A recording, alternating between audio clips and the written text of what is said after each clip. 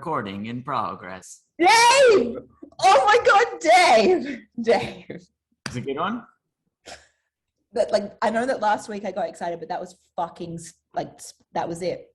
That was the one? It was the same. It was the same. You did it. So Sorry. Well, look, we had such a mega build-up with Zoom crashing and technology failures. So yeah, when you are the host, but you're not the host, and you have to check with yourself that you are yourself. And that was Dave. I can't even. I don't know how you do that. It's magnificent. Does that mean that we can stop it, or? No, I don't think so. Okay. Well, I mean, true that to Dave. Like, Dave's in charge of this, but I love it. Look, while there's not much acting work at the moment, I guess we give you your projects. It's nice to have an outlet. A creative outlet. Saying the thing that the computer woman says. Emulating the Zoom lady. Who am I to take that from you? Nobody. Don't be that guy, Karen. No one wants you to be that guy. Okay. All right, so this week I chose a film, and I know you're all going to make these faces because I probably, it's funny, I think I've told you before, Sophie, that I really don't like gore horror, and then I gave you one of the most disgusting horror films. It was genuinely, and you warned me, right? So it's like, I watched it last night, but you'd previously watched it. This was one that I hadn't seen anything about. I hadn't seen it. You hadn't seen it before, because you weren't sure when we talked about it. So yeah, definitely hadn't seen it. There was nothing that was at all familiar. I didn't even read the synopsis, but you had sent me a message, was it the night before, being like... Yeah, so I watched it Wednesday night. You watched it Thursday night. You just finished watching it today. So yeah. And you've been like, this, like, it's gross, it's disgusting, whatever. And I was like, okay, note to self, Karen said it's disgusting. So when I watched it last night, I actually made dinner and then I ate my dinner. Yeah, no, nice. And then I watched it. Yeah. And I was sitting there going like, there were times where there was nothing around me that looked like the things that were happening. There was nothing, and I was like, it was fucking gross, Karen. And I think I messaged you guys yesterday about it as well, being like, this film is really like gross.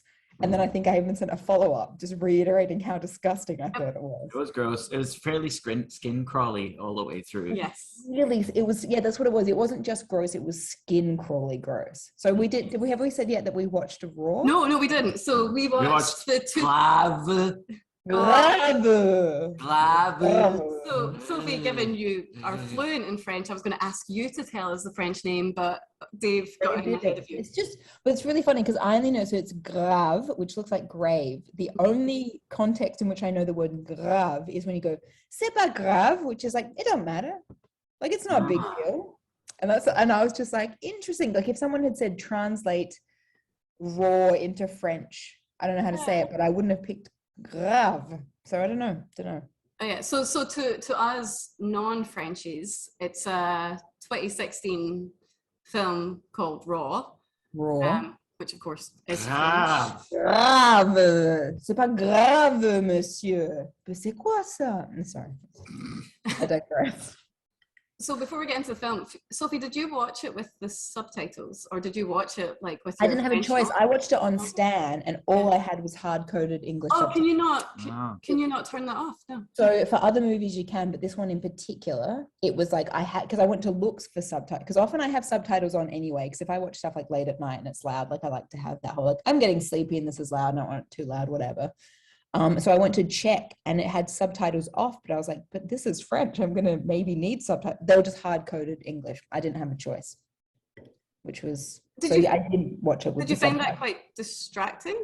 I did. So in fact, I had to start... So it's interesting because like a lot of it is just like, it was very common speech. So I probably would have been fine without the subtitles. And what I did actually find at the beginning is there were things where they would say something and I would read the subtitle and I thought it was like translated a bit weirdly. So there were a few times where I clicked back and I went, what did you say and how did you translate it? And I was like, interesting. So I did that in the beginning and I was like, okay, you're just distracting yourself. But I think if I could do a do-over, Karen, what I would do is watch it with French subtitles in French. I think that would have been better for me. Yeah.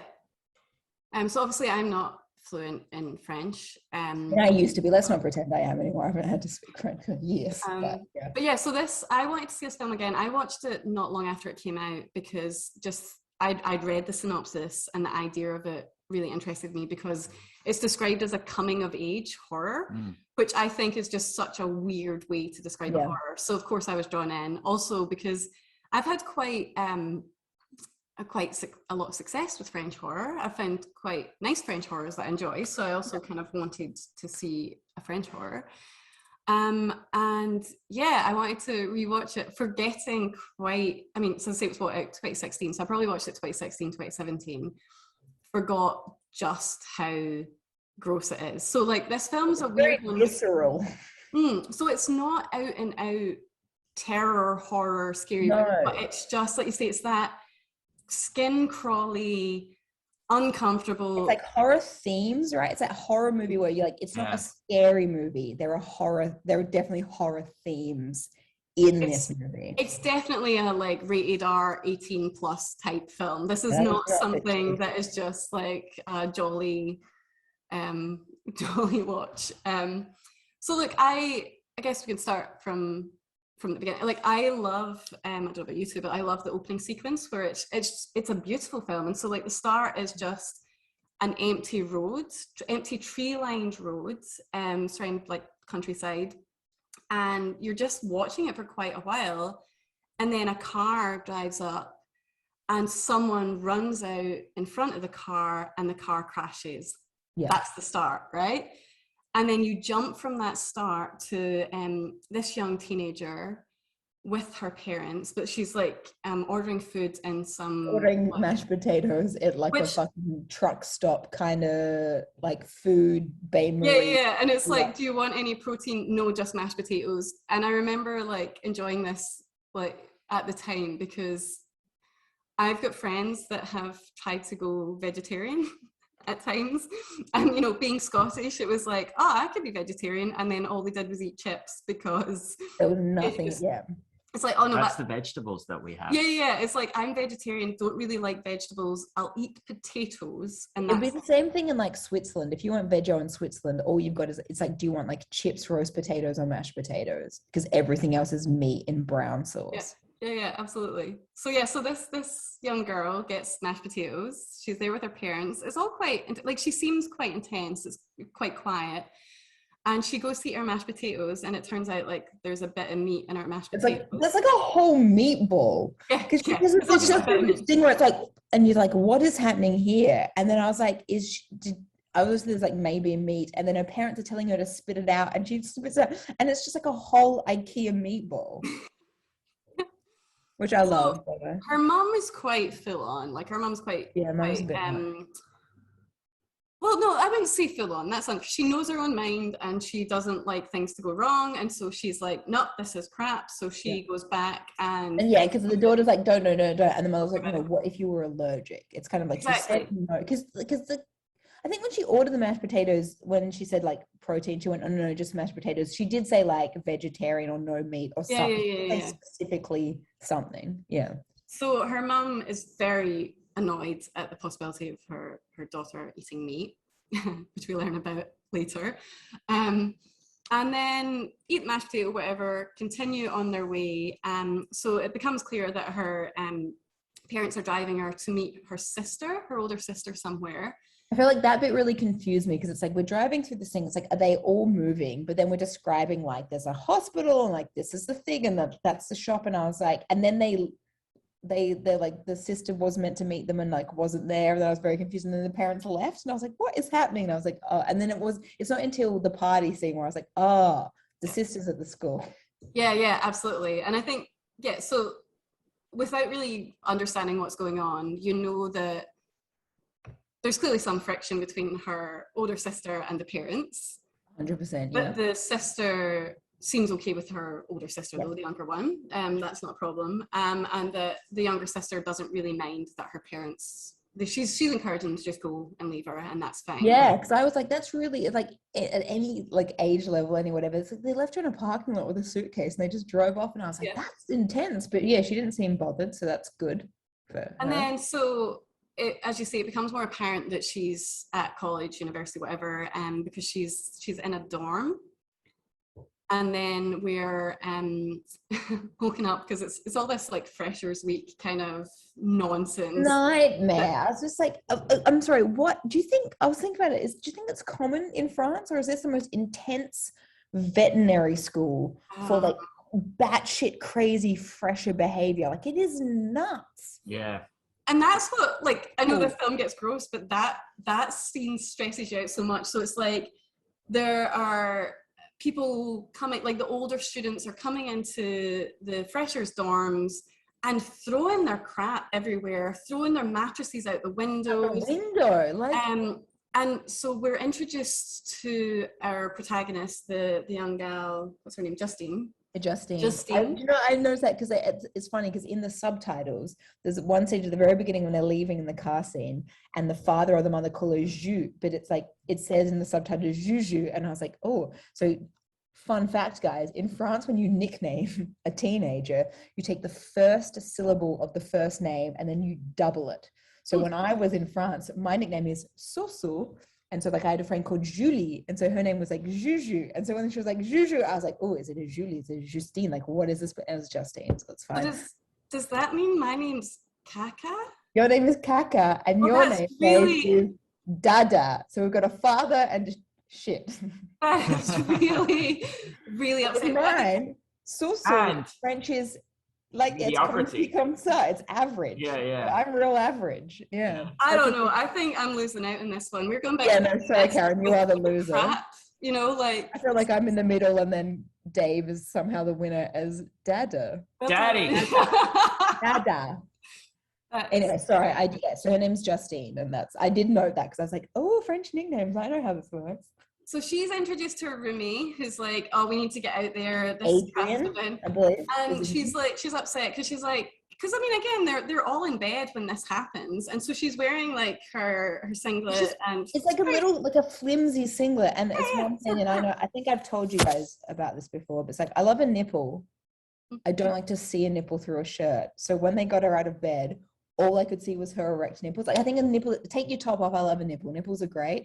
What I do not like is an aggressively erect nipple that I can see through a shirt. I hate it. I can't deal with it. I cannot deal with it. And they drag her out of bed, and it's just these aggressive nipples through her thin gray singlet. And I was like, oh, nipples everywhere. I couldn't. I do know they're aggressive. Maybe they're alarmed. And maybe they're alarmed, but it's just they're just so pokey. Maybe they're aroused. Oh no, still I don't like it. I don't like it. Doesn't look aroused. Aroused is great, but take your shirt off. I just want to see your nipple. I don't want to see it like weird, like poking through cotton. I don't like it. Okay, so she is she is introduced to her roomie. This happens. Yeah. And she's a bit put out because she's like, oh, I requested a girl. And he's like, I'm gay. It's about the same. And you're like, the same okay. Thing. It's like admin types, yeah. So then all of these freshers in various states. So we did actually have some out there nips, Sophie, because some gals are just sleeping in their underpants. Like if it's like summer, like I'll sleep in just like knickers, like 100%. Imagine like, because then obviously they're not aware that this is about to happen. They did not wear this is appropriate to be dragged out of bed and then like meant to crawl into a rave attire. Yeah, so it was really weird because like, so are they not lined up in a corridor and they're told that this is like essentially an initiation type thing and they have to go along with it, blah, blah, blah. So they put them in a lift. The lift goes down. Then at one stage they're crawling on the ground that looks through like they're in like a basement level. And I love like a fucking rave.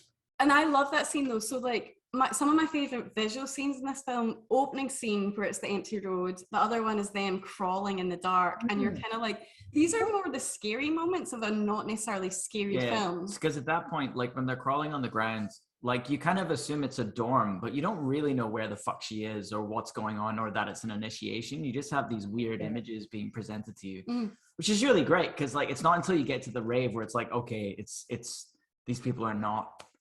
This is not a sinister thing that's happening. This is and it's like even that Adrian, even the roommate Adrian is just like, what are they, like it's fine. Like what are they going to do? And I was like, what are they going to do? I'm watching a horror movie. Like I don't think we should be. And then you're right. And then it's just like a fucking party. Yeah. But that was really well done because like it just like gives you her disorientation completely. Yeah, it was really off-putting. And I was like, I don't know. I was like, what is this movie? Yeah. And also she's something much worse. So it was fine.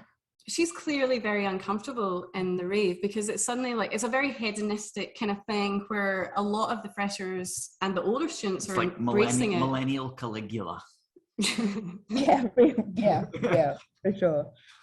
And so she's like, all these people are getting really drunk and they're kissing one another and they're groping one another and from like room to room to room, and then finally she spots Adrian and he starts making out with someone. She's like, well, yeah. fuck. And then, I felt so bad because I was like, if I was in that situation, like, what would I do? It's like I'd probably try to sneak the fuck out. This is awful.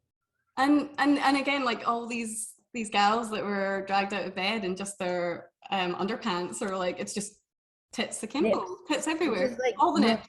Don't mind it at all because unthreatening, they're not masked by cotton. Unthreatening nipples. And then she sees someone. Is it the ambiguity? Is it like, I don't know if that's a nipple or just someone like going like... I don't know what it is so weird to the point that I will only wear bras that have like, not padded, but you know the ones that are like a t-shirt bra that has like a slight thickness? Okay. I'll only wear, like I can't. So you don't even like your... They're resistant to protuberance. Yeah, I don't like the protuberance. I don't like it. Karen, I can't see your nips, you're fine. Okay, because like I'm not wearing a bra like that, so I'm a bit conscious. So. Maybe I just have aggressive nipples, and this is coming to that. I don't know what it is, but it's like I don't want to see. It's like I don't want to see a nipple, or I want to see nothing. I don't like this in between kind of like sneaky. I don't want to see your nipples. Yeah, it's it's a disorder. I know I'm the problem here. Don't worry. No, I'm sorry to bring it up again. I'm just. No, bring it up as much as you want. It's definitely it's 100%. It's been a hang up for decades. I don't know what it is. I think we should get to the bottom of it, or the top half of it. That's right. Anyway, so we're in the rave. So Justine finally she sees someone like grindy, sexy dancing on stage. Real grindy, and then realizes this is her sister. Yay! So all good. So she goes over to her incredibly drunk sister. Our sister's very happy to see her. Had obviously not gone to meet her earlier on, was too busy being, this is like a reuniting. So it's kind of like, I'm going here, I'm calling my sister, I'm here at the same school, and her sister's like having none of it. And then it's like, yeah, this is the scene where she has a party dog. I was like, that dog in the rave. And that thing where she was like, quickly. And I was like, that dog like responds to quickly. And I was like, oh, it's its name. I thought its name was Quickie. I'm glad it was Quickly. Was it not Quickie? Was it Quickie? I thought it was Quickly. Look, it's like, it was my hard-coded subtitles. They weren't great. They were a bit pixelated. Quickie the dog. Quickie the dog. So then her sister's like, I'm really smashed. Quickly, it could be like Speedy Gonzalez. He's named it's weird to give someone a name that's an adverb. Yeah, it probably is Quickie. That's a noun at least. But Sophie, did that bother you as much as the nipples? Like, no, the nipples were the thing that stood out. I was like, all I can see is nipples, and I hate it. So the only way it could be worse is if the dog was called Erectedly. Literally, and then had nipples like really nipples all over it. Yeah, for sure. So I was really worried about this rave puppy that I felt. Kind of sexy Lovecraftian monster with nipples all over it. Nightmare. Nah. So you two are creating a whole other horror. Sorry, and who takes a dog to a rave? I was quite concerned for its safety as well. I thought it was very politely sitting in the corner. It seemed like nonplussed. And it was almost like a bit of a therapy animal for Justine because she was very happy. She clearly knew the dog. Like, oh my God, I haven't seen you for ages, puppy. Like, great. That was the happiest she was. So then her sister was feeling a bit vommy, maybe a bit over drunk. Overdrunk. Too many drunks. Drunk. So under sober. So they leave the rave. Mm-hmm. Does she spew? No, I can't remember what. Like they leave for a bit. No, it's because so they leave for a bit because it's like she looks like she's going to spew. Then she's like, I've got to get out of here. And then they go into the dark room full of like animals in jars. Oh yeah, and so jars, and our sister wants to turn on a light. The youngest she's like, no, don't turn it on. We're not meant to be in here. Yeah. And then there's just flashes of light and it's like illuminated animals in jars, and then like a sheep that's not in a jar. Is it hanging? Interestingly though, at the rave, there is a bit where when they cut from the rave, there is a toy sheep on a hook or something hanging in the rave, and they cut to this next scene in the dark, and then as they're illuminating like random things, there is like a weird kind of grotesque sheep. Yeah, and we're still like, so we're in this gross room with like, it's like kind of going to, you know, the anatomy museum at uni, where you've got like weird things like animals, like the really cheap version, like that kind of like, it's like if I was like, hey guys, I'm going to make an anatomy museum, why don't you come check it out? I've got jars and things in them. It just seemed to be like, it was like a little bit, I don't know. Anyway, sorry, continue. And then I think, does her sister not show her photos of various years of this college or whatever? Yeah. And we're still not really sure what the hell they're doing there. But like, so looking at these college years, and our sister's talking her through the fact that you really do need to get involved in this initiation, or you're kind of shunned from the beginning. So our sister's really encouraging her to get involved. And then we get the picture of the parents, right? Yeah. Yeah. So it's clear that this is a family thing. Is like her family vet school. As parents both went to this school. Big sister's gone, little sister's gone. And then her sister is wanting to go back in and asks. So the older sister, Alexia, wants to go back in, and she asks Justine if she'll look after Quicky / Quickly. I don't know. Call him Q. Q. Q dog. Or just puppy. And then her Justine's like, no, I'm really fucking tired. I'm really tired. I want to go back. And her sister's like, no, you absolutely can't. This is all for you. You have to be there. You can't go back to sleep. So we had that. And then I think... And then we just see her walking back into her room. Yeah. Yeah. And then she lies down in her bed. And then her roommate comes back with a person and says, shh, my roommate is asleep. And clearly... clearly have... Yeah, and then it's just like the next day. I feel like that just ends, right? Yeah, that just kind of ends. And then do we not cut to the horse? Yeah, we have a really intense, like, here's how you tranquilize and intubate a horse sequence. Yeah, so we tranquilize it. Yeah, so we go from all of these students being really drunk, semi-naked, being awful, to like, and now be serious, we're at vet school. Here's what's going on with my horse, and all of these freshers in their lab coats are watching, like watching intently this horse being tranquilize it. I loved like, and they said ketamine, and I was like, well, I know that ketamine is horse tranquilizer, and here it is being used in the way that it was like God intended. Yeah, exactly. Oh, that horse is having a lovely time. Yeah, like a base. I was like, oh no, this is for him. He's just going to go to sleep. Yeah. So were you happy with the science in this vet school type thing? Oh, well, they tranquilized it and then intubated it and then hung it upside down, and I couldn't tell if it was really being done or not. I thought it was good. Well done, yeah. That's what I would do. So we have that, and then I think we the rabbit. No. Yeah, so we've got another initiation where they're all the freshers stand together, and then they're covered. So Justine looks up because a blood spot hits her, or a red spot. We don't know. A red spot, yeah. And then she looks up, and all of the students are covered. And it's like, so this is a thing that happens in Australian universities, but with water. So I know of many places, like if you go to like college in Australia, they have their like little fresher week, and they'll take the big photo, and you'll pose for the photo, and then you get the photo taken, and there'll be dickheads in the building on top of you, and they'll dump water on you, and then they'll take another photo. But this one was with like blood and like... Yeah, a very, very Carrie-esque scene, but with many people covered in red. This party Carrie. Party Carrie. So like, I mean, I think again, they're like, it's very... for this felt very iconic imagery with like her walking with a red face kind of thing. And then they're all... None of them can have a shower or anything. There is like an extended period of time where they're all covered in blood and going to classes. We've got to go to class. Like, so part of it... So all of this is all quite upsetting because I can't imagine... Because it feels like bullying, right? Like, so I find it really upsetting to watch. Starting a new place, because also, like, you know, we're like jumping ahead a bit, but when she's in the class covered in blood, it's like the fucking teacher in this class is not fazed by an entire class of like stale blood covered. Yeah, because that's clearly what they do all the time. Fucked. What is this school? Yeah. What is this school in France for vets?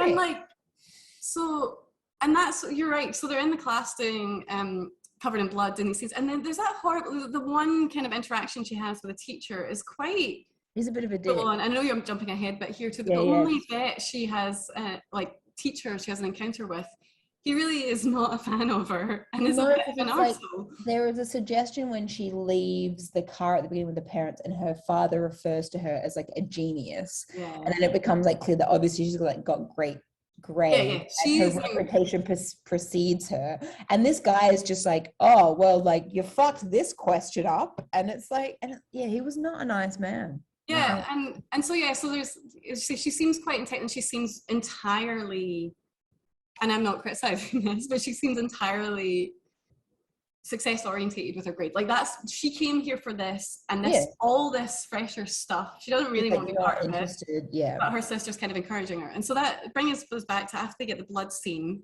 another part of the initiation is that they're all lining up and they all are they're told to eat a raw rabbit kidney. You're right, yeah. And she gets the front and she's there with her roomie, and she's like, I can't, I'm vegetarian, I can't eat this, I don't no, I'm not going to do it. Yeah. And then her sister's floating around at the side. She goes like, look, I'm vegetarian, like my sister can vouch for me. And he's like, who's your sister? And she's like, oh, it's Alexia. And he's like, wait, no shit. And like calls her over.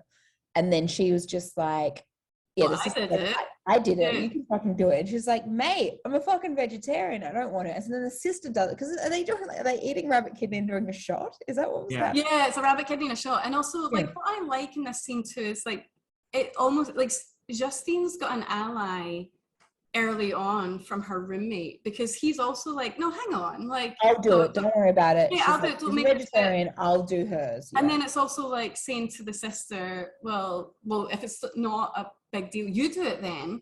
So her sister does have the kidney and the shot and whatever. So then Justine's essentially forced into it. Well, the sister literally picks it up and puts it in her mouth, and it's like, once it's in your mouth, what are you gonna do? I guess you could spit it out, but you're now being the dramatic weirdo, where it's kind of like, I don't want to eat the rabbit kidney because I have this thing where I don't eat meat, and that is raw meat. It's not any meat. It's fucking. Yeah, I'm not a vegetarian, and if someone put raw rabbit kidney in my mouth, I'd probably fucking spit it out, Justine. You could have done it. I don't eat meat, and you've just given me the part of a rabbit that makes pee-pee. Yeah, gross. In particular. And raw, they haven't even cooked the fucking rabbit kidney. You can eat kidneys if they're cooked and they're being cleaned and whatever, and it's just like a fucking pig. And even if you clean it made pee-pee for that rabbit the whole time the rabbit was alive. And then all I'm saying is, having done an exchange in France and having done biology class there, we dissected hearts once. They didn't even clean them. So I remember dissecting hearts in Australia, been like, I can cut this thing up. Went to France, got presented with a heart full of congealed blood and gunk, and it was fucked. And they were just cut it up. And I was like, what do you smell this? So all I'm saying is, I bet those rabbit kidneys haven't been flushed either. It's just what I'm saying. Not in France. Also, I was just really fascinated by all of this because, I like to draw relationships between myself and the horror films I watch. I love it. I want a story about rabbit kidneys, Karen. I don't have a rabbit kidney one. No, I was vegetarian from 14 till 18. So I stopped being vegetarian when I started university, and didn't stop being vegetarian because of freshers initiations or rabbit kidneys. But I just really remember disappointing Dave. So Dave and I got together while I was still vegetarian, and he was kind of humoring it, but not really sure of it. And then the disappointment, because the thing that stopped me being vegetarian was my flatmate was making tuna sandwiches. I think, to be honest, Sophie, it was probably because other people were offering to feed me, and I don't really want to feed myself. If you're about to knock a tuna sandwich, I will not hear of it. Because no, he would. No. And I was like, do you know what? I really want a tuna sandwich. So I stopped being vegetarian for a tuna sandwich, and Dave was just love a tuna sandwich. I eat them at least several times a week. You were really unimpressed. I don't have anything to say. It was also you were humoring me. I was I'm being attacked. I haven't said anything. I'm just yeah. So anyway, this is how I relate to this film. I didn't eat a rabbit kidney. I ate a tuna sandwich. But I also feel respect people's boundaries. No one made me eat meat. And actually, for most of my first year uni, I wasn't eating meat. And then someone offered to feed me. a nice thing, a nice gesture, and then you're like, I'll embrace that, and now I eat meat. Yeah. So then I think, unless I'm wrong, that's when it cues to them, still covered in blood, doing a test or something. And that's when we go, and it's like, so the roommate, so they're doing a test. The roommate is trying to cheat off her. And it's like, and then it's after that we have this interaction with the horrible teacher, because she's like finished her test and she's like full of beans, and she takes it up and he's like, hey, I'm a cunt. And then he's just like, whoa, you've already made a mistake already. And it's like, mate, this is not like, this is bad pedagogy. Yeah. Yes. Agreed. Yeah. Because it was like, he didn't have to mark this right now. And he was like, oh, I expect nothing less of you because she finishes before everyone else, I think, in this exam. And then and she wants to look, and she's like, and he's like, nope, it's done. So she leaves. And then I think we then go to a scene of her in bed, and she's getting itchier and itchier. Real itchy. Oh, she's so itchy, and she's scratching. And I'm like, if you're itchy, I was like, 1, look at it, 2, stop scratching. And she eventually looks at it, but she doesn't fucking stop scratching, and she is just like covered in a rash. What I can describe as scratch porn Oh sequence. yeah.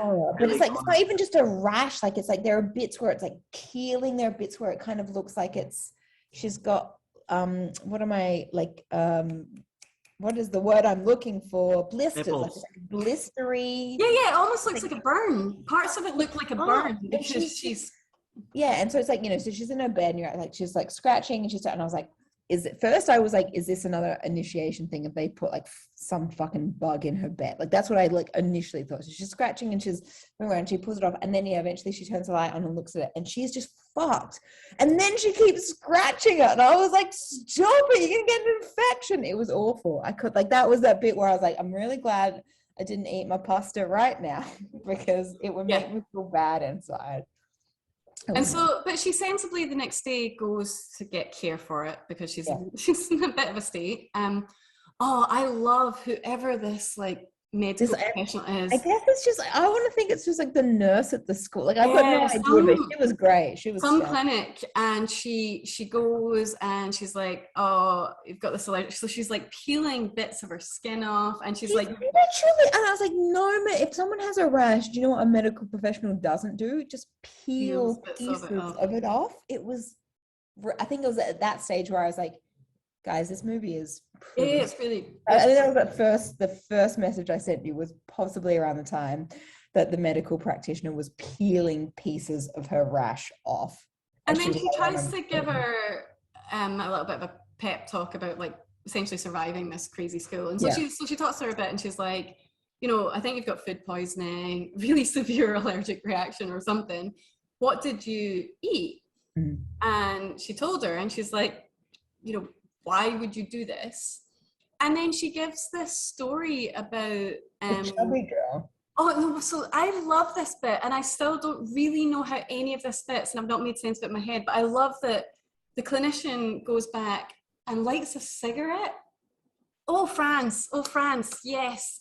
So she lights a cigarette, and then while Justine's looking at her, she tells this story about this overweight student who had been passed from clinician to clinician for some completely unrelated thing. Like, was it an injection or something where they were doing tests, and apparently like no one would deal with her because like couldn't possibly do it if you're overweight. Yeah, she was too fat to get like the needle through her skin in this person. And but it was, I didn't get why this person was having tests, but she was just having tests. I loved every minute of this anecdote though, from this woman who was just like, so basically she came to me and burst into tears because this was the first clinician that hadn't mentioned her weight.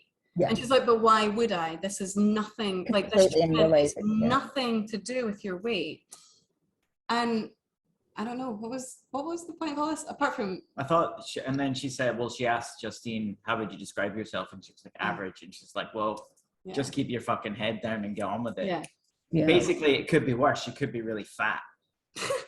Basically, was the moral of the story, as I took it to be. Yeah, it was very like, because I thought it was a thing about, and she because Justine, because there was the conversation about whether or not they forced her to eat the rabbit, and she'd said no. But I would say, like, if someone forcibly puts it in your mouth, that's like borderline forced. And she'd said no. And then I feel like there was something in the story where it was about like someone forcing you to do. Why did she? But like there was like a very tenuous link there. Yeah. And that's what, but I can't even remember. But yeah, like my main memory of that story is just like this clinician smoking a cigarette and kind of almost being like done with ridiculous fresher stuff was also part of it. It was just like, it was kind of also this, like, people can just be really mean, I think was also kind of what I that was it. Yeah. People can be mean and you don't have to go along with it. And you almost got the impression in this, like, quite a horrible setup to start in college, university, whatever, that this person was an ally and try to look out for her. But then that's it. You don't see some cream. Yeah, so she gets this cream. She gets told not to eat anything for a bit. Yeah, she does fast for like 24 hours or something. But then she has cravings for meat. Yeah, that's right. She has cravings for meat. And is that when she goes to lunch with Adrian and she tries to steal a hamburger in her pocket? Yeah. So she goes against her usual of mostly getting like mashed potato or whatever, and then he's like loading up and stuff, and then she sees this hamburger or whatever, and she puts it in her pocket, so creates this bloody in her like lab coat. It's just like put this like greasy bloody thing in your it was gross. Think about the just like the safety of that. And then there's that awkward kind of embarrassing scene where she's trying to pay for her meal and they're like, oh no, we need to see all of it. And then her roomie feels embarrassed for her and he's like, no, I'll cover it. And then it's like, no, we still got to ring it up. What's in your fucking pocket? She has to like present. And then he's kind of like, what are you doing? Like, what state are you in? And then later on, they're on a bus together.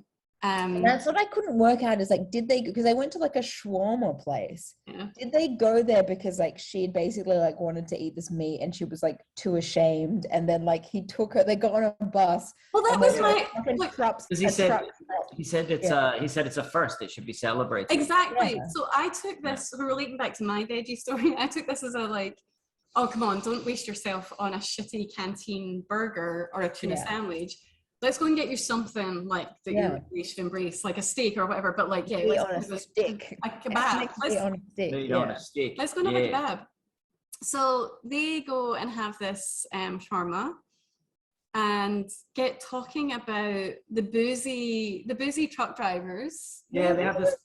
I didn't understand. I was interested to know if you guys. So it's like they're there, they're eating their stuff. They're talking about the boozy truck driver, and then like one guy comes over, and it is the weirdest interaction, and it doesn't seem to be necessary, and I'm not sure what you took from it. I don't know. It was almost like, oh, well, we've got this moment here, and we can't not have something kind of unsettling happen. So we'll have. It was unsettling because at the beginning, you're like, are they in danger? Like, is this guy going to do something fucked? Yeah. And then he was just like boozy talking to them, and he seemed a bit like foreboding and a bit fucked, and then eventually he was just like, when she's just like just eating the shit out of her meat on a stick, he's like, I'll leave you to your meal, like lady's hungry, and he just fucks off. And I was like, what are we doing? I was very confused by this. I mean the way I was thinking about it was, again, in this, because we didn't know where this film was heading, was kind of like, for all they're all in tertiary education, it almost seemed like it was just this one school almost in the middle of nowhere. Yeah. For these vet students, and then surrounded by like the non-vets, so the truckers and like even the fact that like they're in the vet school, they're eating all this canteen food, and then him taking her to have a celebration takes her to a truck stop. So it almost feels like like that's the closest. So far from town or whatever. Like, so if you're going to this special vet school, you're going to this vet school. And there's nothing else around you. So it also created this real feeling of isolation and this tension between these tertiary educated folk and people that might be in the local community. Yeah. And still this build up, because we don't know where this film's going, of where is this going to hit? Like, what's going to happen? Yeah. So yeah, it's a really weird scene. But she's clearly loving her kebab. Absolutely loving her kebab. She is loving her kebab. Just tearing to it. like this quite creepy thing is happening to her friend, and she really isn't paying that much attention. Because it's like, he's there and he's put his hand on his friend and is having this conversation, and she's just like ripping into the meat on the stick. And it's covering her face. Like she's constantly quite messy in this. She's, and then we get back to their digs, their halls, and we have a scene where it's kind of, she's up super early, and like rummaging through the fridge is what it looks like. Oh my god, yeah. And he's like, what are you doing? And she's like, I'm having breakfast. But she's like finding all the meat in their fridge, which also I assume is probably more likely his than hers, because she was vegetarian. Yeah. And he's like, what do you usually have for breakfast? And she says cereal, and it's like, well, that's in that cupboard. And then she goes away, and then you're getting milk. I love that. I was like, nice recovery. She nailed it. Like, and then through the fridge. Is it like a raw chicken breast? It's like chicken breast. She gets a fucking chicken breast out of something in the fridge, and she's just fucking eating a chicken breast. And it's like at that stage where you're like, something strange is happening to this person. I mean, get a leg or a wing, get some dark meat in there, straight for the breast. Raw. If you're eating any of them raw, eat the chicken breast. I'm with her in terms of texture, but like, just fucking cook it, mate. Like, what are you doing? Stop eating this raw meat all the time because you've had your rabbit and now you can't stop. Yeah. So then I think there's a scene as well where she's like stoned about. So the other thing about Justine is she's quite innocent, and she's, also dressing in loose baggy clothing. Absolutely nothing wrong with that. But she gets into trouble because they're supposed to be like dressed sexy, because they're supposed to be going to like clubbing and whatnot, and they've been ordered to. Pressure week, we forgot, And she's been ordered to, and then again bullying older student gal who like gets her on her knees, or like it's just really. She makes her look at the floor, because it's like, what are you doing? Like, and she just makes her stare at the floor as she's having this conversation. She's not speaking to her respectfly, whatever. And then is that when she makes her wear a nappy and she has to go to class in a nappy because she's not wearing the right clothes? Yes. Yeah. And it's like, what is this? Again, I kept going like, what is this school? What? Yeah. Go home. I didn't like it, guys. So then she has to go and see her sister, because her sister's like, a bit slaggy, so she'll have the right clothes. Her sister's a bit more of a rebel. And she goes to get a dress from her. And then, but still, like, it's stoting about wearing the dress, but still with jeans under it. Right? And then she's got like the heels that she's like hasn't done up, or they're just too big or whatever. Yeah, she's having a terrible. And then she's got to like. I can't do this stuff. Oh, I didn't like this experience for her. I felt bad for her a lot of the time. But then there is a lovely scene where she also, somewhere around that time, she spots that her sister also has the cream that she had. That's when she's that's when she's brushing her that's after them been drinking, because she does this thing. I love that. That's one lovely scene. And then it's the peeing, and then she's like, I don't want to go home, and then she stays at her house, and that's when she sees the cream. I love that scene. This is a lovely scene, and it's still gross, but like there's this really nice. It was nice. Yeah. There's this nice bond between the sisters, because clearly, even though they're quite different, there's real camaraderie there, and they clearly miss each other. And the older sister's really been worried about Justine and how her mum's been treating her in particular. And so they're having drinks out on like the roof of one college uni building. And then her sister tries to teach her how to pee standing up. He's standing up but by only taking the undies so you see butts, but like undies and like pants are about knee level, and this is about pissing without pissing all over yourself. And I was watching this with interest, because I was like, tell me more about this technique you've got here. So Sophie, on that, how do you feel about butts? Love a butt. Okay. Love it inside a pant, love it outside of a pant. Love a butt. So this scene was good butts, and also it was really. They both had great. They were very different butts, but they both had great butts. Solid butts. And her sister managing to like shoot. She was just kind of and she just kind of. I mean, she sort of leant back a little bit, but she did say she's like, you need the force, and I was like, I believe that. It's like, you got to get that stream. You need the force. You got to get that stream powerful and forward. Otherwise, you're gonna be dribbling on yourself. And she did it. Justine, like, not so lucky. She tried, and I didn't like the bit where she falls down, and then she's like, "I'm still peeing." I was just like, "Yeah, I know that feeling." Yeah, no, it's a really lovely moment between these sisters, and then you're right. Like, I think that's a real vulnerable moment too for Justine, who seems like she's just like, I'm trying not to care about this, I just want to get good grades, whatever. Yeah. And I think also around about that time, can't remember precisely within that scene, but she's also had another encounter with the horrible teacher who says that she's been cheating, but knows actually that's other because of the grade. Yeah, there's an interaction where it's like, suggesting that she's cheating and she doesn't want to dob in her friend, and then he's like saying all this like fuck shit, and then she was like, it was him. Because basically he makes it very clear, the teacher makes it very clear that he has actually no time for her because she's actually too smart. And it's that whole thing. It's like you're gifted, and it's like I don't have time for people like you. Yeah, you'll put off all the other students, and we actually need more like decent vets than these like really, really good. So taking her down a peg or two when she's already having a terrible time, just because she's actually very talented. Yeah, it was. As I said, his ideas of pedagogy are like very questionable. Yeah. Old white male academic. Upset. Worst. Upset. Lucky you got out, Dave.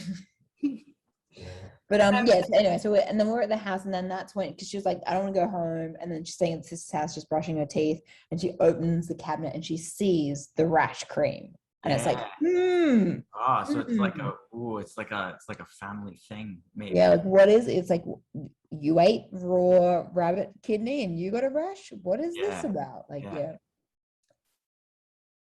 And then, and that's the, Yeah, no, I'm looking at Dave because I'm like, I'm going to stop talking now. Dave, do you want to take over? And what happens when she's with her sister? Like, scene with the sister. And that's when I think that was when I sent the second message being like, really fucking gross, guys. Like, I actually gross. At this point I've kind of forgotten what was happening, and then as I saw it happening I'm like, oh no I really I had to pause it, Sophie, because I was like, oh no, I can't deal with this.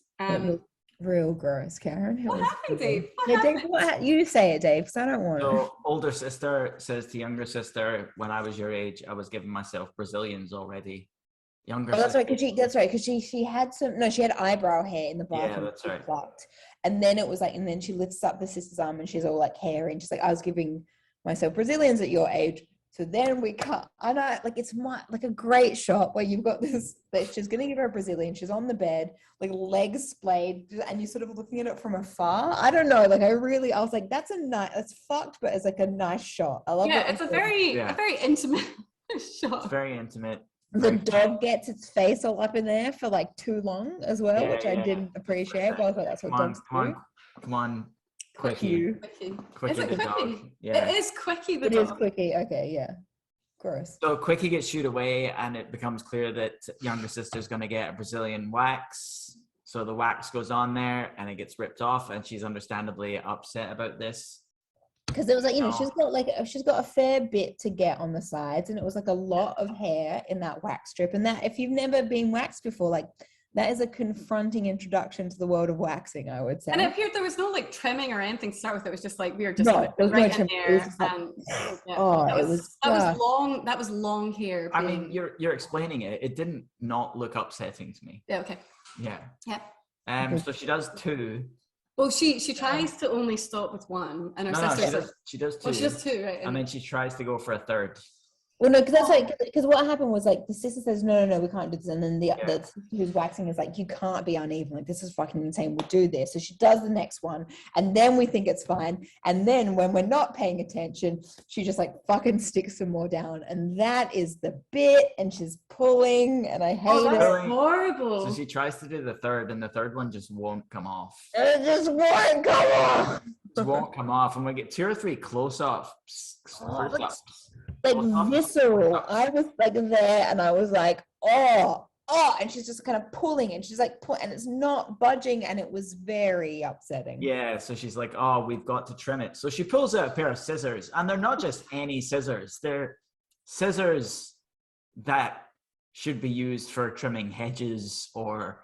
Well, it's like, I don't know if you guys have ever seen what we used to call in the house. It was like chicken snips, but Dad had this terrifying pair of kitchen scissors that he would literally use if we bought or cooked a roast chicken, and you get these scissors and you cut the fucking chicken into pieces with these scissors. which, as I said, we call chicken snips. I don't know what they're called. That's what it looks like. So it was. I mean, they were this size. I was like, don't use those. Those were literally cutting a chicken carcass into pieces, including cutting through a bone. Like, don't do that. It's I don't care if you're a surgeon. Like, stop what you're doing. So younger sister's a bit upset about this and is like, don't fucking do that. It's my vagina. She's like, yes, she says it's true. Well, it's actually a vulva, which was incorrect. She got the essence right. True. Yeah. And then gives her a kick, at which point older sister looks really alarmed and reveals that she's just chopped off her middle finger. I know. She's all like, I can't do it. Fingers, and then it's just this, and there's like blood. Fingies, like. And so she has a wee faint. Just as you would. I'm going to be honest. If someone cut off my finger with anything, I'd probably have a wee faint as well. Has a wee faint, and younger sister does the right thing. She calls the paramedics. But so what happened though is the dog Quickie has gone for Fingy, so she grabs the Fingy to save it, calls the paramedics, and then she sits down in the kitchen and she's like looking like there's all these you can like something's happening in her head. You can see the cogs moving. She goes to look for the ice. She goes to look for ice. Because they say that they're not going to be there for 15 minutes and her sister's out cold. There's a lot of blood pouring out, which Quickie is lapping it up, human blood. And she's like, well, what do I do? It's 15 minutes. And like I also, part of that time I was a bit distracted because I was kind of like, maybe try and like stop the bleeding from your sister. Just literally get a fucking rubber band and put it around. Because there's so much blood pouring out of her sister's hand that's very upsetting. But she's in the kitchen going, crap, I don't know what to do. And then, you're right, she's doing the right thing. She's trying to save Fingy. Yeah. Trying to save Fingy. And she's having a wee look at Fingy. And she gets some of the blood on her hand. So she has a wee taste of the blood. And it tastes so good, Dave. It tastes so good. And then she has a little lick of the Fingy. And we seem like we quite enjoy that. And then the kind of music comes up. Yeah, real crescendo. We just start having a nibble on the Fingy. And we're just eating the Fingy. But you're right, that music is so effective because like, so when Dave was watching that scene earlier, I was in another room and that music came up and I went, I know something really dramatic and pivotal in this film's happening. What is it? And then I peeked round and I went, oh yeah, it's the Fingy being eaten, of course. And then I disappeared again. So eating the Fingy. And even better, so the music's up, she's eating the Fingy. Sister wakes up and sees her eating Fingy. See her eating the Fingy, eating her own chopped off Fingy. And then we cut to the hospital. Yeah. And we blame the Fingy eating on the dog. Well, big sister, astonishing, one who blames it on the dog. But before that, there's that really weird scene I still find super creepy where there's that old man looking at Justine. So Justine's there with her parents in the waiting room, and that old man is making weird faces. Staring at her, and then she's out his teeth. Yeah, because it's like she looks up and there's an old dude looking at her, and she smiles because she's a polite young person. And then in response to her smiling, he flicks his teeth out somehow with his tongue. There's no hands involved. He just kind of like and pushes, then and what I love. Looks away in disgust and he sucks them back in and giggles. Like it was very. And what's hilarious, Sophie, is like you've gone through quite a dramatic, really gross scene with the Fingy eating, but that also is really gross. I didn't like that. I was like, what is man doing? Who does that to a stranger? Who is this guy? She was just being polite. Yeah. So older sister gets wheeled out and older sister's like, the mum's like, why didn't they reattach your finger? And she's like, oh, Quickie, the dog ate it. Good cover. Kind of, which is kind of interesting because it's like on behalf of the sister that just ate her finger. Yeah. And then Justine is outside with her dad at the hospital, and her dad's distressed and having a cigarette, and he offers one to Justine, like, do you smoke? And she's like, yeah, sure. So she and her dad have a moment. French children smoked. I really, because I was like, I believe this. Like, this guy is like sort of like connecting with his daughter. He's having a cigarette and he's going like, I just fucking assume you smoke, but like, do you want like, I thought and that was also very real to me. And I think what was nice about that one very small scene too was that there was this big tension of like the mum was problematic. That was always like being implied, and there was clearly tension between Alexia and her mum, and was the worry about leaving Justine with her mum. But the dad seems to be an ally. The dad seems to be a bit more laid back or whatever. But they have a bit of a chat, but he leaves that lovely line of like, don't have two daughters, right? Like, and so he's... Yeah, that's what he says. Yeah, he does.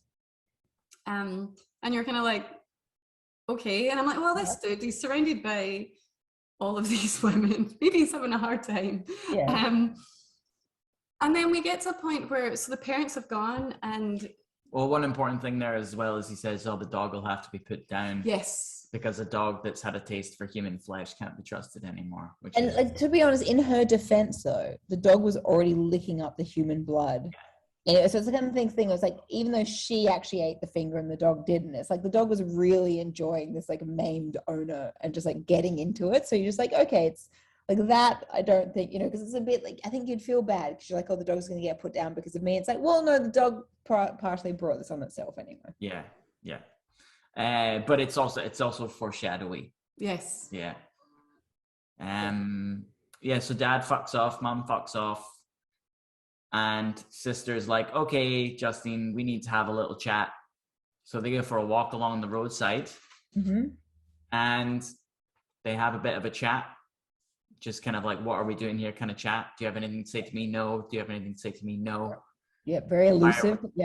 Why are we here? And then a car comes along, and older sister repeats the trick from the opening of the movie and jumps out in front of it and causes a crash. Yeah, she sure does. Well, yeah, and I was shocked by that for a second. And I was just like, what the fuck? And then I was like, got it. I'm back on board now. I understand what's happening. Yeah. So she goes in and opens up the door. Has a bit of a nibble on the driver or the passenger. I can't remember which. Who's not quite dead yet. She says he's not going to make it and comes back out with bloody face because she's had a bit of a nibble. Yeah. And it's like to the sister, I did this for you. Yeah. And the younger sister, Justine, is horrified. Absolutely horrified. Yeah.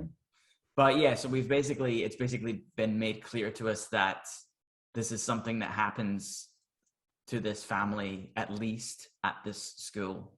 Well, at least I think at that stage it's just at least the daughters. Yeah. So these two sisters suffer a similar challenging condition. Yeah. Interesting taste buds, let's say. Yeah. Acquired taste. So Justine is horrified and is essentially like vowing not to deal with this, not to do anything with this, would rather essentially starve than have to understandably eat people like her sister. And her sister's kind of like, no, like, I mean, you'll learn, we have to do this. And then we've that really difficult scene where oh no, like, when is the scene about Justine being sexy as well? When does that occur? I don't know.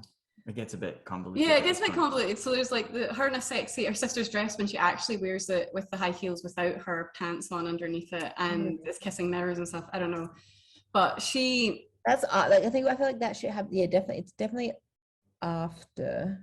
Yeah, it must be because then So she's having these again, kind of like embracing her again coming of age type stuff. She's right. So rather than like lusting after meat this time, she's lusting after man meat. And then listening she wants the Adrian. Yeah, so she's listening to some wonderful French music with really questionable lyrics. And it's really well done because like you're looking at her staring at Adrian and there's this music playing and it happens for long enough that it's like, oh, does she fancy him? And then it's like, no.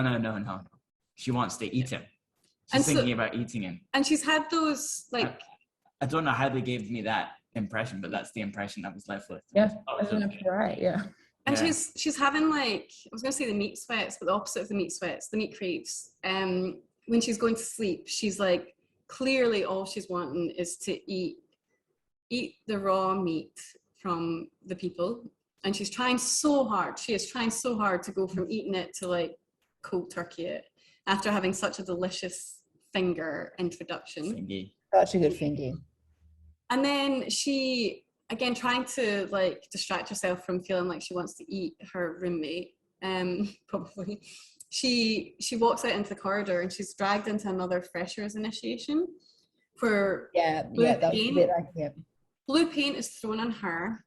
And she's like, what the hell's going on? I don't know what's going on. And then a different color paint is thrown on a different person. Yeah, a yellow paint. And it's basically like, make yourselves, you can't come out until you're green. So they're pushed into another room in a very high school-esque type kind of grossness. And this vet college is nuts. Yeah, I hate it. I hate every second of that vet college. What? I would have quit by this point with or without 100%. eating of human flesh. No. So she and this dude are kind of writhing around, and she's kind he of like, seems real enthusiastic. She not so much. Yeah. And you're like, this is all a little bit rapey. I'm not happy with this. Good. Well, she seems Luckily not super into it, but not. She seems curious about what's happening. Yeah, I think Fair to say? Yes. Yeah, that's fair to say. Okay. And she's so bites in half. Yeah, so they start cavorting a bit, and then we cut to back outside, and she comes.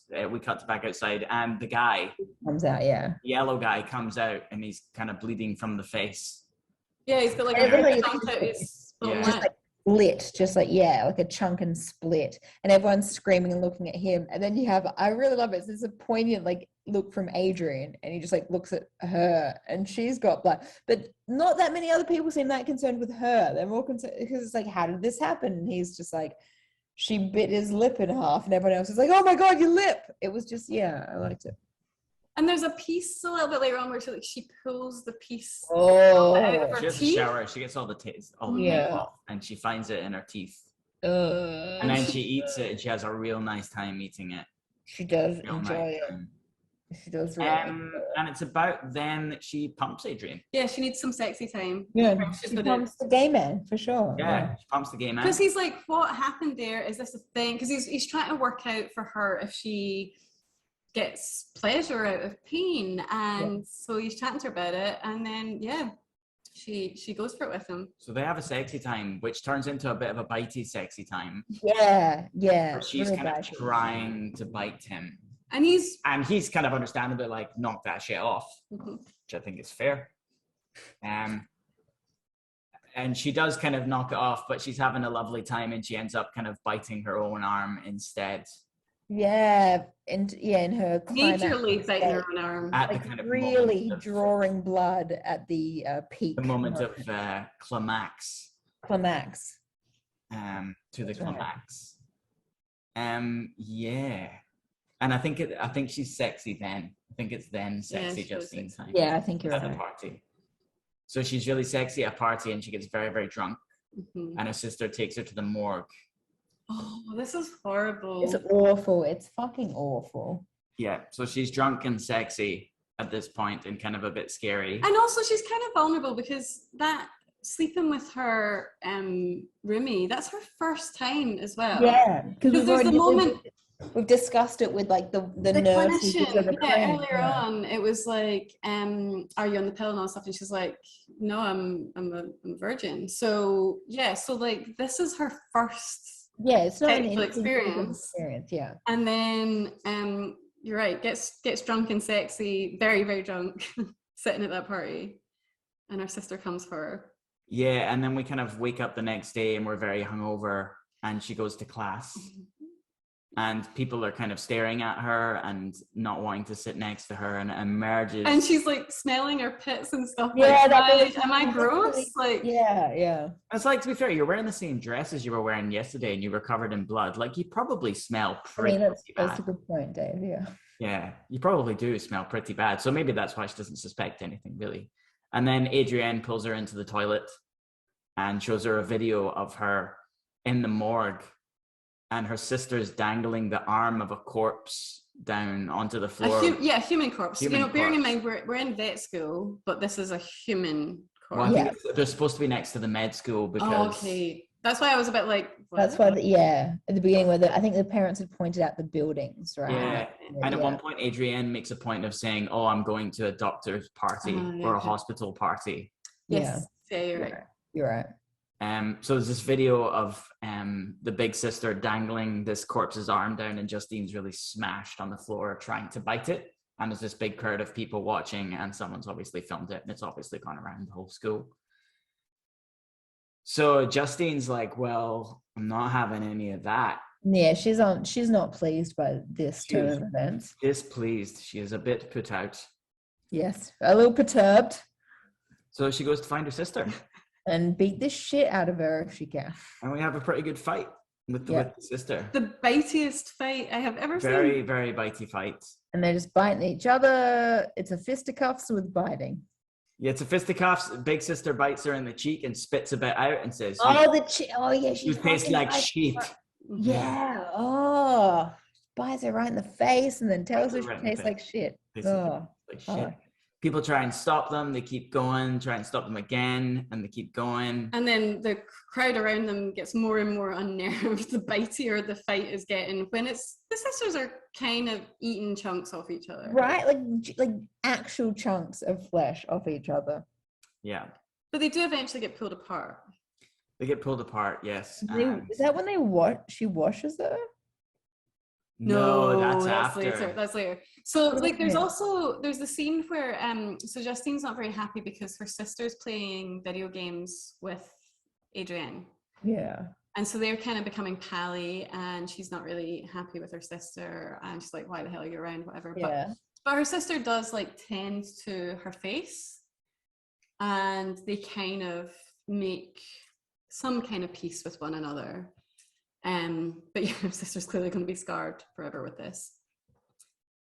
And then, do we have any scene before the No, so I think they're all together in the house. Her sister's been playing computer games. Her sister's still kicking around. They're kind of pals again. Yeah. And then we get towards like the end of the film, right? Yeah, right. So it's like she goes to bed and then she wakes up next to Adrienne. Wakes up next to Adrienne, who she's clearly had some more sexy time with. And she wakes up with a nice little smile on her face. It's like it's nice, and he's still asleep. But it turns out, guys, like he wasn't asleep. He was like dead in a pool of blood that she was like so she kind of is running her hand down underneath the covers to maybe kind of engage him in some kind of activity, and then pulls her hand up and it's covered with blood. Real blood. And it's this really it fucking comes out of nowhere. It's this really nice waking up scene, and then she pulls the covers away and most of his leg is eaten away. And she's, upset, and then blood is coming out of his mouth, and it sounds really and he's just like bubbling, and I was like, stop touching him. It sounds so schlocky, but it's so well done, and also it's that thing for her where she thinks she has done it. Yeah, she thinks she did it, and so she's like, what the fuck have I done? And her delirious need, and so she's so upset and so angry with herself, why did you let me do this?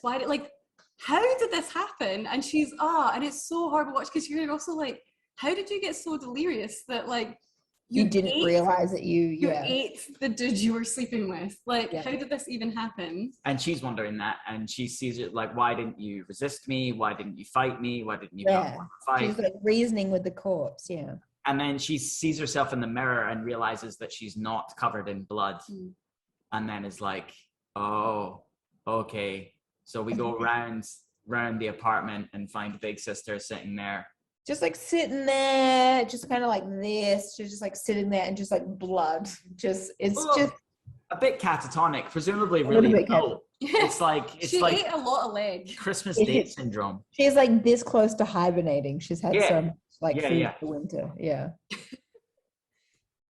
And there's that lovely scene before it all too, where there's just one dude standing alone on campus before we even jump to them, and it's clearly the end of the initiation. And they're all coming out, sounding freshers over, and so all of the people are coming together. And while that's all happening on campus, we have this drama going on inside. I think drama, making light of it, but there's this whole scene where her sister is eating her sexy friend. Yeah, parts of her sexy friend, for sure. Well done. So it's then they have a wee shower together, and she washes her off. Nothing. Yeah, you're right. That's it. Yeah, I jumped ahead. Yeah.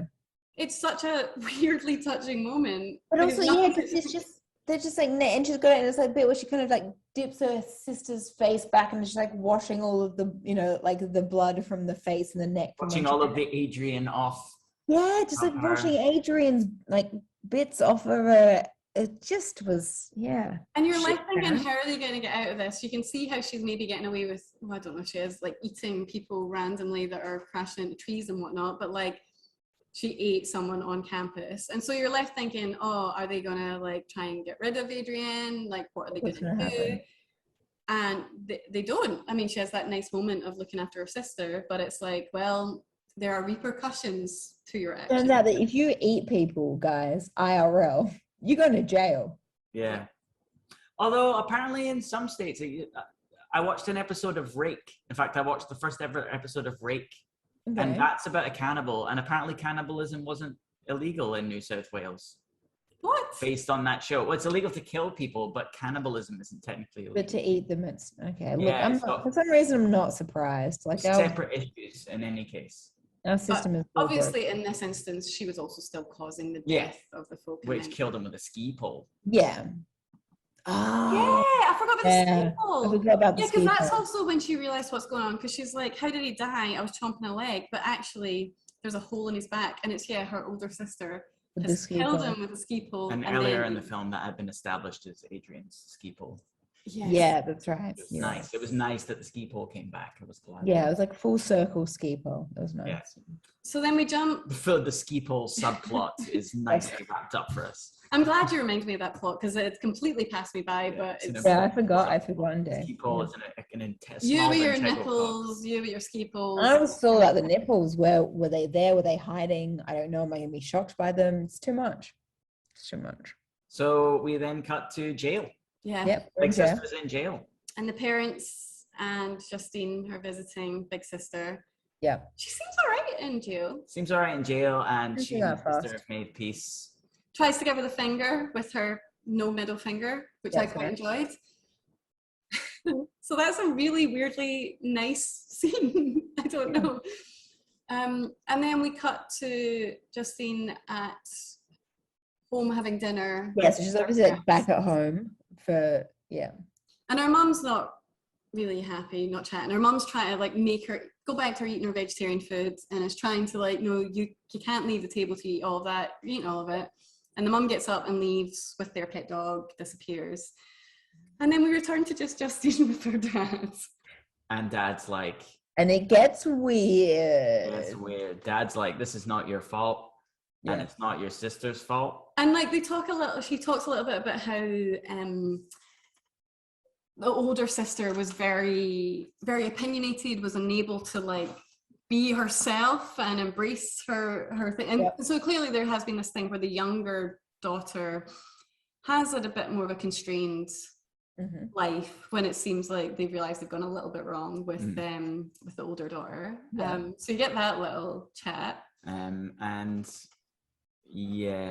he says, "Oh, I finally realized why your mum resisted my advances at school when I was there when we first kissed." And it's like he's had what you assume to be a hair lip the whole film, and then you realize no, someone's hit that hole in the face. Mom's taking a chunk out of Dad. Yeah. And then he unzips himself very slowly, just like does his little things, and he just like whoosh. And this man is just covered in like scars and like flesh wounds. Yeah. So and then it says something weird like you'll come up with a solution too or something. It's like their solution is the mother just fucking wants to eat people. So he lets her have like a wee bit of a gnaw whenever necessary. And Justine will come up with the solution too for this gnaw problem. She will find a partner that lets her have the odd nibble, maybe potentially a finger or a toe to eat. Who knows? So presumably this is why he says, don't have two girls, it's too hard, because it seems to be the girls who nibble. Are cursed with this particular thing. The cursed nibblers, as they like to be called. And it seemed like they were doing, I mean, the one thing she did flag earlier on that she always felt hungry. So that's one thing, like, so she's really been vegetarian her whole life, perhaps, forced vegetarian because her mother and father knew what would happen if she got a taste of meat. Yeah. But she said it to the medical practitioner when she was just like, you got to fast or something, and she made some comment about being like, I'm already hungry. Like, I'm always hungry. So clearly, the only thing filling them up is meat. Good old meat, but not any meat. Fingy meat, people meat. So, team, thanks for going with me in this one. How do you feel?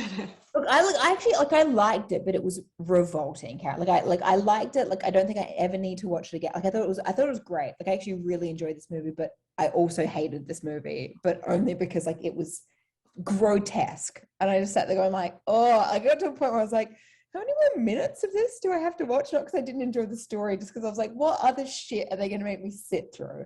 I think is what was happening in my head. I really liked it as well. I thought as a coming of age story, it was really effective because like it is that thing of you go off to uni and it's kind of about peer pressure, yeah, but it's also about like learning things about yourself and discovering yourself, who you truly are. And that does reflect back on your family because suddenly your family, you start behaving differently and your family start treating you differently and you become privy to things you weren't previously privy to. And I thought that was all really beautifully encapsulated by this idea of being a girl and wanting to eat people. That's all she wanted. No, I am glad I watched it again. I know you say you don't want to watch it again. It's been a few years since I watched it, so maybe it's like once every few years is fine. I really like it. I really like this stuff. I think you said it earlier on that it's like I've not seen anything like this. No, I can't think of something I would even compare it to. And it's also, it's like, I wouldn't describe it as a horror, but of course it is a horror. It is horrific. It's horrific. Like that's the horror part. Yeah, it is like genuinely horrific. It's a weirdly lovely family story in quite a grim way. So thank you for watching that one with me. Sounds good. So, Sophie, I think it's you. Oh shit. Okay, hold on. Let me do a ting. Let me find my G drive, Mailmate G drive. Okay. Okay, here we are. Oh, that was easy. I like it that there are two things that I access the most frequently, and it's this one. And then I've got one with Evan that's called Watch List in it because we like to organize our viewing. All right, so what am I doing? All right, do you know what I think we should? Okay, no, but quickly though, what month is it next week? So because you got your elaborate October plan. Are we is it October plan? It might be the 1st of October next week. In which case we need to enact elaborate October plan. So plan. We need favorite horror. Plan for October is, because it's Halloween/scary month, is that we're each going to actually not choose from this ridiculous list, but we're going to make each other watch our favorites. So given your first, Sophie. Well, I mean, I guess so like my favorite that we've already established is 1960s Village of the Damned, but we've already watched that. So I'm going to go with second favorite. And I say favorite based on like the number of times I've watched this movie. And I think I'm just going to have to go Event Horizon. Like I don't know what else. Oh, yeah, solid. I don't think there's any other horror movie. If I think about all the horror movies I watch again and again and again, it's Village of the Damned and Event Horizon are easily my top two. So I say we go Event Horizon. Okay. And then what I will do is I will at this stage contact JP and be like, do you want to be, because I said like I explained the concept, so it's like he can come to any and all, but specifically would need to attend his movie week, and then also end of Halloween just before actual Halloween, where we will pick like I presume like the original Halloween. Yeah. So that's the thing. So like up till the last Friday in October, we're each gonna watch our favorites, and JP's gonna. JP, are you coming? Question mark. Yeah. Okay. And so be your favorite. Yeah, I'm gonna have to go Event Horizon. JP's favorite, and then it's gonna be dangerous, right? Because what if we watch them and then we don't like the favorite, and then we're literally saying your favorite movie's shit? That's okay. I don't know if that's true. I think there'll be some discussion worthy. I think we've all got good favorites, but all I'm saying is I just love Event Horizon with all of my cold little black heart. It's just I'm quite happy to watch that one again because it is one that also makes me a little bit scared. So yeah. Okay, great. So next week's Event Horizon with that was my reenactment. Yeah. With or without. Does the dog talk? Yeah, okay, cool. Event horizon next week. Done. I can remember Thanks, that. team. All right.